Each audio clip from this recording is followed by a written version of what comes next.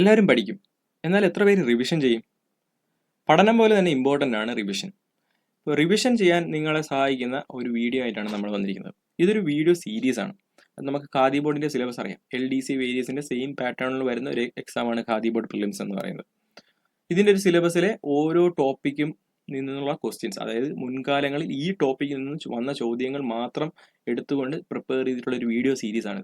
അപ്പോൾ ഇന്ന് നമ്മൾ അതിൽ ഡിസ്കസ് ചെയ്യാൻ പോകുന്നത് ഒരു പൗരൻ്റെ അവകാശങ്ങളും കടമകളും എന്ന് പറയുന്ന ഒരു ടോപ്പിക്കാണ്.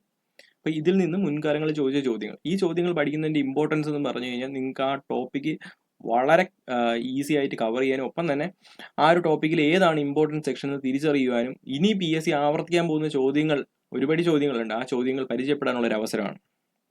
അപ്പോൾ നിങ്ങൾ മാക്സിമം ഈ ഒരു വീഡിയോയിലുള്ള എല്ലാ ചോദ്യങ്ങളിലൂടെയും കടന്നു പോവുക. നിങ്ങൾക്ക് അറിഞ്ഞുകൂടാത്ത ചോദ്യങ്ങൾ എന്ത് ചെയ്യുക, എഴുതി വെക്കുക. ഒപ്പം തന്നെ ചോദ്യം വായിക്കുമ്പോഴത്തേക്ക് നിങ്ങൾ അതിനുള്ള ഉത്തരം മാർക്ക് ചെയ്ത് നിങ്ങളുടെ ഒരു ലെവൽ, നിങ്ങൾ പഠനത്തിൽ എത്രത്തോളം എത്തി എന്നുള്ള ഒരു ഇതിലെത്തുക. ഒപ്പം തന്നെ ഈ ഒരു മാർക്ക് നിങ്ങൾ കമൻറ്റ് ചെയ്യുക. അപ്പോൾ നിങ്ങൾക്ക് കമൻറ്റ് സെക്ഷനിൽ തന്നെ ഒത്തിരി മാർക്കുകൾ പരിചയപ്പെടാൻ പറ്റും. അപ്പോൾ നിങ്ങളുടെ ഒരു പഠന നിലവാരം നിങ്ങൾക്ക് വിലയിരുത്തുവാനും സാധിക്കും. അപ്പോൾ നമുക്ക് ഫസ്റ്റ് ചോദ്യത്തിലേക്ക് വരാം. ഫസ്റ്റ് ചോദ്യം ഇതാണ്: മനുഷ്യനെ വിൽപ്പന ചരക്കാക്കുവാനും അടിമയാക്കുന്നതിനും നിർബന്ധിതമായി തൊഴിലെടുപ്പിക്കുന്നതിനും നിരോധിച്ചുകൊണ്ടുള്ള ഭരണഘടനാ വകുപ്പ് ഏതാണ്? അതായത് ഹ്യൂമൻ ട്രാഫിക്കിംഗ് നിരോധിക്കുന്ന ഭരണഘടനാ വകുപ്പാണ് ചോദ്യം. ഏതാണ്?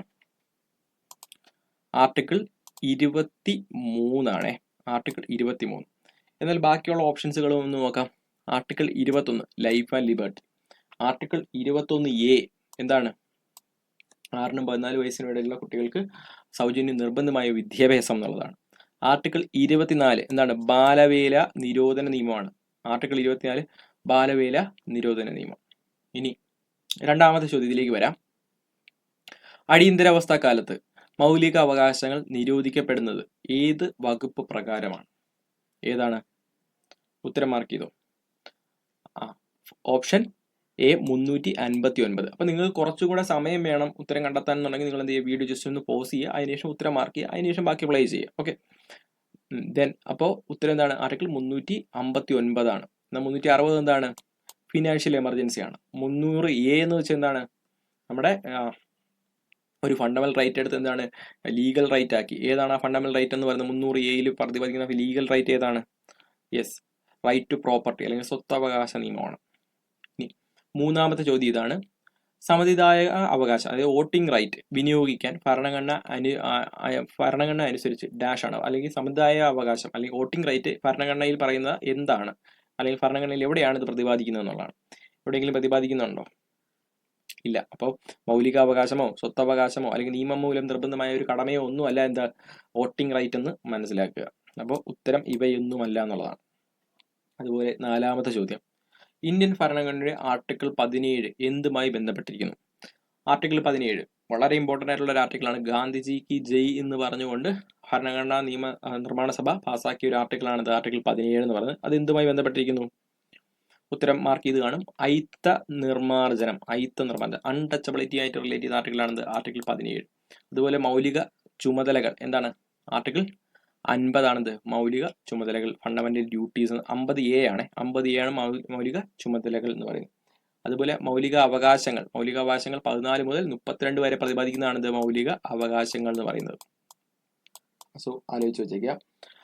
ഇത് മൗലിക ചുമതലകൾ 51A ആലോചിച്ച് വെച്ചേക്കുക. കിട്ടിയില്ലേ പോയിന്റ്? ഓക്കെ, ദെൻ അടുത്ത ചോദ്യം എന്ന് പറയുന്നത്: എല്ലാ പൗരന്മാർക്കും ഏത് മതത്തിലും വിശ്വസിക്കുവാനും അത് പ്രചരിപ്പിക്കുവാനുമുള്ള അവകാശമുണ്ട്. ഈ പ്രസ്താവന ഏത് മൗലിക അവകാശങ്ങളുമായി ബന്ധപ്പെട്ടിരിക്കുന്നു? അപ്പോൾ ഈ ചോദ്യത്തിൽ തന്നെ ഉത്തരവുണ്ട്. മതത്തിനെ പറ്റിയാണ് പറയുന്നത്, മതത്തിനെയും വിശ്വാസത്തിനെയും പറ്റിയാണ് പറയുന്നത്. അത് ഏത് അവകാശമാണ്? സമത്വത്തിനുള്ള അവകാശമാണോ? ചൂഷണത്തിനെതിരെയുള്ള അവകാശമാണോ? ഓപ്ഷൻ സി പറയുന്ന പോലെ മതസ്വാതന്ത്ര്യത്തിനുള്ള അവകാശമാണോ? സ്വാതന്ത്ര്യത്തിനുള്ള അവകാശമാണോ? ഏതാണ്? മതസ്വാതന്ത്ര്യത്തിനുള്ള അവകാശമാണ് അല്ലേ? മതസ്വാതന്ത്ര്യത്തിനെ പറ്റി പറയുന്നത് ഏതൊക്കെയാണ്? ആർട്ടിക്കിൾ 25 മുതൽ 28 വരെയാണെന്ത് മതസ്വാതന്ത്ര്യത്തിനുള്ള അവകാശത്തെ പറ്റി പറയുന്നത്. ഓക്കെ, ഇനി ചൂഷണത്തിനെതിരെയുള്ള അവകാശത്തെ പറ്റി പറയുന്നതാണ് 23 24 ആണെന്ത് ചൂഷണത്തിനെതിരെയുള്ള അവകാശത്തെ പറ്റി പറയുന്നത്. ആലോചിക്കുക, അത് നമ്മൾ നേരത്തെയും പറഞ്ഞു, ഫസ്റ്റ് ചോദ്യത്തിലും പറഞ്ഞു, ചൈൽഡ് ലേബറും ഹ്യൂമൻ ട്രാഫിക്കിങ്ങും. ഇനി സ്വാതന്ത്ര്യത്തിനുള്ള അവകാശമാണെന്ത് 14 മുതൽ 18 വരെ പറയുന്നത്, 14 മുതൽ സമത്വമാണെന്ത് 14 മുതൽ 18 വരെ പറയുന്നത് സമത്വമാണ്, സ്വാതന്ത്ര്യമല്ല. സ്വാതന്ത്ര്യത്തിനുള്ള അവകാശം എന്താണ്? 19 മുതൽ 22 വരെയാണെന്ത് സ്വാതന്ത്ര്യത്തിനുള്ള അവകാശത്തെ പറ്റി വന്നത്. 19 മുതൽ 22 വരെ 6 ഡിഗ്രി ഫ്രീഡം പറയുന്നുണ്ട്. പിന്നെ കുറ്റവാളികൾക്കുള്ള അവകാശം 20 പറയുന്നുണ്ട്. 21 എന്താണ്? നമ്മുടെ എഡ്യൂക്കേഷനെ പറ്റി പറയുന്നുണ്ട്. ദെൻ ലൈഫ് ആൻഡ് ലിബർട്ടിയാണ് 21 ലൈഫ് ആൻഡ് ലിബർട്ടിയാണ്. 21A ആണത് എഡ്യൂക്കേഷൻ. 6-14 വയസ്സിനുള്ള കുട്ടികൾക്ക് എന്താണ് സൗജന്യം നിർബന്ധമായ വിദ്യാഭ്യാസം. 22 എന്താണ് പറയുന്നത്? നമ്മുടെ കുറ്റവാളികളായ വ്യക്തികൾക്ക് കുറ്റകൃത്യത്തിൽ ഇത് എന്താണ് പറയുന്നത്? നമ്മുടെ കരുതൽ തടങ്കലുമായിട്ട് ബന്ധപ്പെട്ടതാണത് 22 പറയുന്നത്. സോ 20 കുറ്റവാളികൾക്കുള്ള അവകാശങ്ങളെ പറ്റി പറയുന്നത്. ആലോചിച്ച് വെച്ചേക്കാം, ഓർത്ത് വെച്ചേക്കാം, എഴുതി വെച്ചേക്കാം. ദെൻ 6ാമത്തെ ചോദ്യം എന്താണ്? ഒരു വ്യക്തിക്ക് മൗലികാവകാശങ്ങൾ ലംഘിക്കപ്പെട്ടാൽ അവ പുനഃസ്ഥാപിക്കുന്നതിന് സുപ്രീം കോടതിയോ ഹൈക്കോടതിയോ നേരിട്ട് സമീപിക്കാനുള്ള അവകാശം എന്താണ്? ഫസ്റ്റ് ഓപ്ഷൻ എന്താണ്? സ്വാതന്ത്ര്യത്തിനുള്ള അവകാശം. 2ാമത്തെ ഓപ്ഷൻ ചൂഷണത്തിനെതിരെയുള്ള അവകാശം. 3ാമത്തെ ഓപ്ഷൻ ഭരണഘടനാപരമായ പരിഹാരം കാണുവാനുള്ള അവകാശം. 4ാമത്തെ ഓപ്ഷൻ മതസ്വാതന്ത്ര്യത്തിനുള്ള അവകാശം. ഏതാണ്? സുപ്രീം കോടതിയോ ഹൈക്കോടതിയോ മൗലികാവകാശങ്ങളുടെ ലംഘനം അതിന് ബന്ധപ്പെട്ട അവകാശം. റിട്ട് ഓപ്ഷൻസിന് ക്ലൂ പറഞ്ഞു. റിട്ട് ഏതാണ്? ഓപ്ഷൻ സി ആണ്, ഭരണഘടനാപരമായ പരിഹാരം കാണുവാനുള്ള അവകാശം എന്ന് പറയുന്നത്. ഓക്കെ, ആലോചിക്കുക. സുപ്രീം കോടതിയെ സംബന്ധിച്ചിടത്തോളം ഈ ഒരു അവകാശം പറയുന്നത് 32-ലും ഹൈക്കോടതിയെ സംബന്ധിച്ചിടത്തോളം 226-ലുമാണ് അല്ലെ, 226-ലുമാണ്. ആലോചിച്ച് വെച്ചേക്കാം. ഇനി ചേരുംപടി ചേർക്കുക.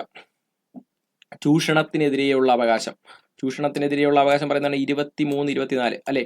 ഹ്യൂമൻ ട്രാഫിക്കിംഗ്, ചൈൽഡ് ലേബർ ഞാൻ പറഞ്ഞു നേരത്തെ തന്നെ. ദെൻ സാംസ്കാരികവും വിദ്യാഭ്യാസപരമായി ഉള്ള അവകാശം ആർട്ടിക്കിൾ 29-30. സമത്വത്തിനുള്ള അവകാശം, സമത്വം ഇക്വാളിറ്റി 14-18.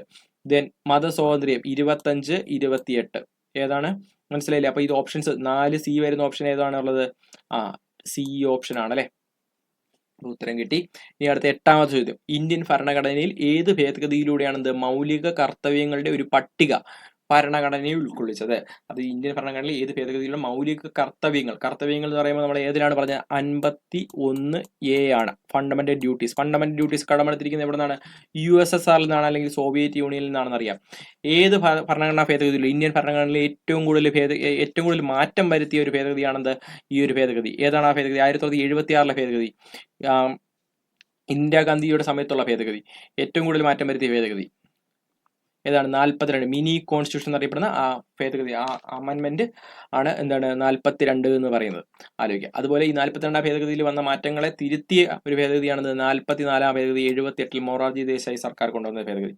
ഇനി കുതിരക്കച്ചവടം തടയാൻ വേണ്ടിയിട്ടുള്ള ഒരു ഭേദഗതിയാണെന്ന് 52ാം ഭേദഗതി. മനസ്സിലാക്കുക. ഓക്കെ, 61ാം ഭേദഗതി എന്താണ്? 61ാം ഭേദഗതി, അതായത് വോട്ടിംഗ് പ്രായം 21 നിന്ന് 18 ആക്കിയ ഭേദഗതിയാണെന്ത്? 61ാം ഭേദഗതി. 61ാം ഭേദഗതി. ആലോചിക്കുക. അപ്പൊ ആന്റി ഡിഫെക്ഷൻ ആണെന്ത്? 52ാം ഭേദഗതി. ദെൻ 42ാം ഭേദഗതിനെ അറിയപ്പെടുന്ന മിനി കോൺസ്റ്റിറ്റ്യൂഷൻ ആണ്. ദെൻ വോട്ടിംഗ് പ്രായം സംബന്ധിച്ച ഭേദഗതിയാണെന്ത്? 61ാം ഭേദഗതി രാജീവ് ഗാന്ധി സമയത്താണ്, 1986-ലാണെന്ന് തോന്നുന്നു. സോ 21 to 18 ആണെന്ത് വോട്ടിംഗ് പ്രായം തിരുത്തിയെന്ന് ആലോചിക്കുക. മാത്രമല്ല ഈ പ്രതിപക്ഷ പാർട്ടിയും ഭരണ പാർട്ടിയും ഒരേപോലെ അംഗീകരിച്ച ഭേദഗതിയാണ് ഈ 61 എന്നൊക്കെ പറയുന്നത്. സോ ജസ്റ്റ് അല്ലെങ്കിൽ 61, 52 എന്നൊക്കെ പറയുന്നത്. സോ അതും ഒന്ന് കണക്ട് ചെയ്ത് ആലോചിച്ച് വെച്ചേക്കാം. ഇനി 9ാമത്തെ ചോദ്യം. സെർഷ്യോററി എന്ന പദത്തിന് അർത്ഥം എന്ത്? സെർഷ്യോററി എന്താണ്? റിട്ട് ആണെന്ന് പറഞ്ഞു. റിട്ടുകളെ പറ്റി പറയുന്ന ആർട്ടിക്കിൾ 32-ഉം 226-ഉം ആണെന്ന് തൊട്ട് മുമ്പുള്ള ചോദ്യത്തിൽ പറഞ്ഞു. നമ്മൾ ഈ ചോദ്യങ്ങളെല്ലാം കണക്ട് ചെയ്ത് പഠിക്കുക. കാര്യം ഈ ചോദ്യങ്ങളിൽ നിന്ന് അനുബന്ധ ചോദ്യങ്ങൾ വരുന്നത് കണ്ടോ. അപ്പൊ സെർഷ്യോററി ഒരു റിട്ടാണ്. എത്ര റിട്ടുകളുണ്ട്? 6 റിട്ടുകളുണ്ട് അല്ലെ. 5 റിട്ടുകളുണ്ട് അല്ലെ. 5 റിട്ടുകൾ. ഏതൊക്കെയാണ് ആ റിട്ടുകൾ? അപ്പൊ അധികം നോക്കിക്കുക. ഫസ്റ്റ് ഓപ്ഷൻ എന്തധികാരം കൊണ്ട് നാം കൽപ്പിക്കുന്നു വെച്ച് കഴിഞ്ഞാൽ എന്താണ് അതിന്റെ സാധനം? ഏത് റിട്ടുമായാണ് നാം കൽപ്പിക്കും? എന്തധികാരം കൊണ്ടെന്ന് പറഞ്ഞു കഴിഞ്ഞാൽ കോവാറണ്ടോ ആണ്. ആ റിട്ടിന്റെ പേര് കോവാറണ്ടോ. നാം കൽപ്പിക്കുന്നു എന്ന് പറയുമ്പോൾ മാൻഡമസ് ആണ്. നമ്മുടെ കേരള യൂണിവേഴ്സിറ്റിക്കൊക്കെ മാൻഡമസ് കിട്ടിയെന്നൊക്കെ കേട്ടിട്ടില്ലേ? അപ്പോൾ മാൻഡമസ് ആണ്. ശരീരം ഹാജരാക്കുക. എന്താണ്?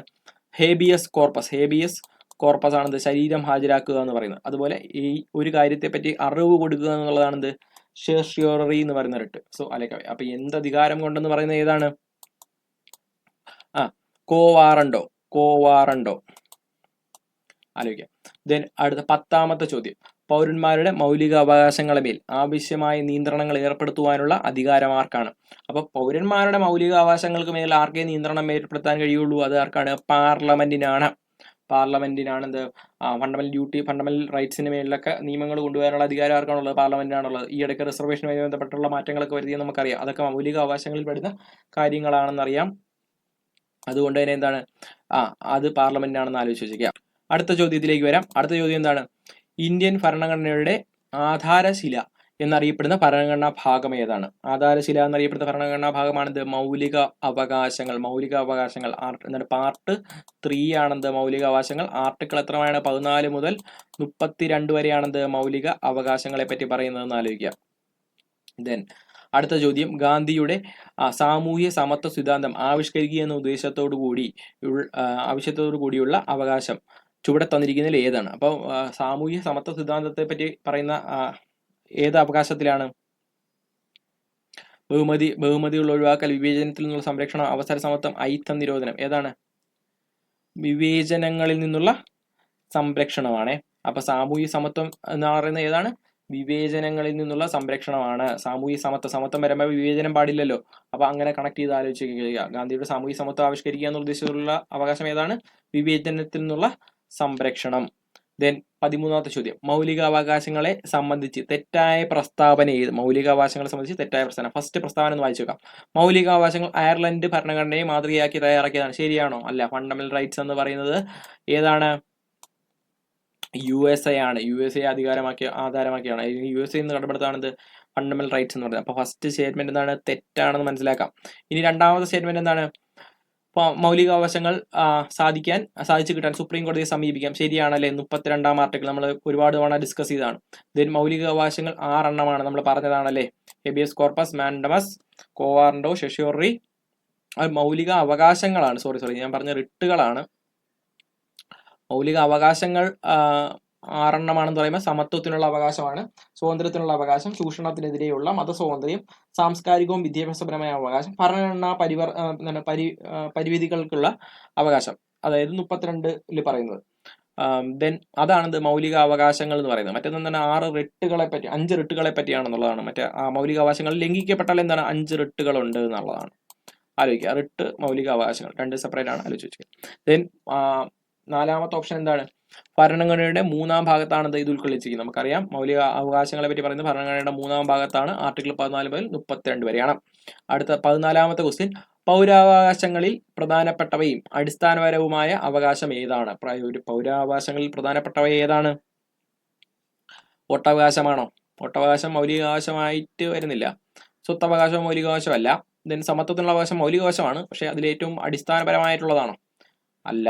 ദെൻ ജീവിക്കാനുള്ള അവകാശമാണ്, ലൈഫ് ആൻഡ് ലിബർട്ടി ആണ് അല്ലെ. ഒരിക്കലും നമുക്ക് സസ്പെൻഡ് ചെയ്യാൻ പറ്റാത്ത ഒരു അവകാശമാണ്. അതായത് ബാക്കിയുള്ള അവകാശങ്ങളൊക്കെ എന്താണ്?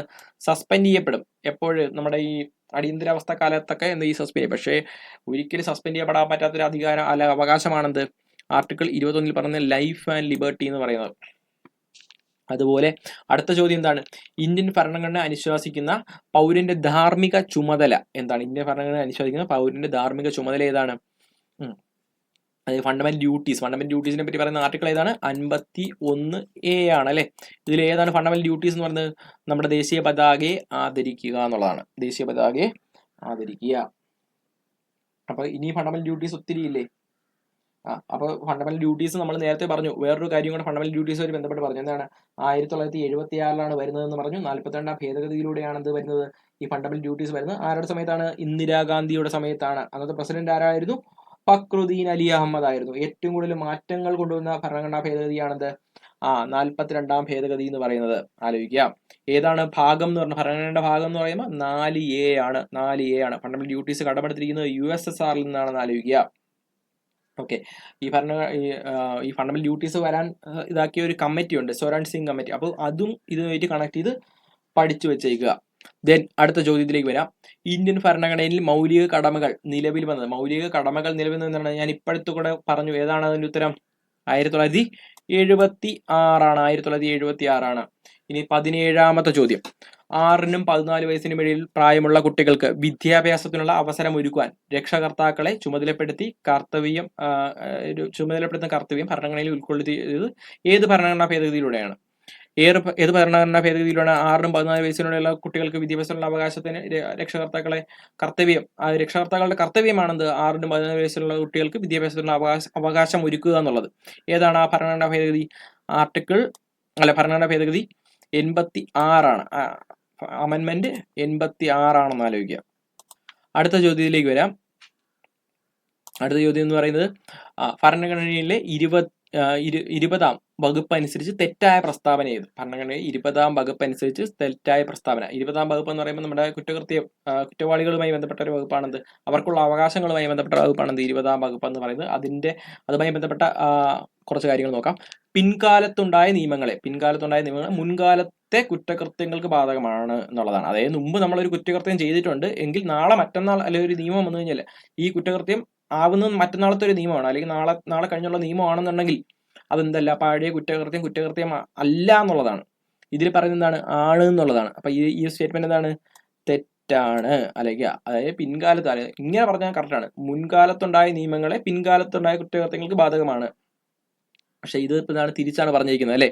അപ്പോൾ അത് തെറ്റാണ്. ഇനി അടുത്ത ഓപ്ഷൻ എന്ന് പറയുന്നത് ഒരു കുറ്റത്തിന് ഒരു പ്രാവശ്യത്തിൽ കൂടുതൽ ആരെയും ശിക്ഷിക്കാൻ പാടില്ല. അതെന്താണ്? ശരിയാണ്. ഒരു കുറ്റത്തിന് ഒരു ആണെ ശിക്ഷിക്കപ്പെടാൻ പാടുള്ളൂ. അതുപോലെ കുറ്റം ആരോപിക്കപ്പെട്ട വ്യക്തിയെ അയാൾക്കെതിരെ സാക്ഷിയാക്കാൻ പാടില്ല. അതായത് നമ്മൾക്കെതിരെ ഇപ്പോൾ ഒരു കുറ്റം ആരോപിക്കപ്പെട്ടു കഴിഞ്ഞാൽ അയാൾ തന്നെ പറയുകയാണ് ഞാൻ കുറ്റം ചെയ്ത്, അത് എന്താണ് കോടതിയുടെ പരിഗണനയിൽ അല്ലെങ്കിൽ അയാൾക്കെതിരെയുള്ള ഒരു മൊഴിയായി കൂട്ടില്ല എന്നുള്ളതാണ്. അടുത്ത ഓപ്ഷൻ എന്ന് പറയുന്നത് കുറ്റം ചെയ്ത അവസരത്തിൽ നിലവിലുള്ള നിയമം അനുസരിച്ച് മാത്രമേ ശിക്ഷ നൽകാൻ പാടുള്ളൂ. അതിൽ കൂടുതലായ ഒരു ശിക്ഷയും നൽകാൻ പാടില്ല എന്നുള്ളതാണ്. മനസ്സിലായില്ലേ? അപ്പൊ ആ സമയത്ത് നിയമം എന്താണോ ആ സമയത്തെ നിയമത്തിനനുസരിച്ച് മാത്രമേ എന്താവുള്ളൂ ആ ശിക്ഷ വിധിക്കാൻ സാധിക്കുള്ളൂ. അല്ലെങ്കിൽ പിൽക്കാലത്ത് നിയമം മാറ്റിയെങ്കിലോ അല്ലെങ്കിൽ ആ ശിക്ഷാ വിധി കൂട്ടിയാലോ ഈ പറയുന്ന കുറ്റവാളിക്ക് എന്താണ് അത് ബാധകമല്ല എന്നുള്ളതാണ്. അപ്പൊ ഇതും ശരിയാണ്. അപ്പൊ ഒന്നാമത്തെ ഓപ്ഷനാണ് ഇത് തെറ്റ് എന്ന് പറയുന്നത്. ഇനി ഭരണഘടനയിലെ മൗലിക ചുമതലകൾ എന്നത് ഏത് ആർട്ടിക്കിളുമായി ബന്ധപ്പെട്ടിരിക്കുക? അപ്പോൾ മൗലിക ചുമതലകൾ അല്ലെങ്കിൽ ഫണ്ടമെന്റൽ ഡ്യൂട്ടീസ് ഏത് ആർട്ടിക്കിളാണ്? ആർട്ടിക്കിൾ 51A ആണ്.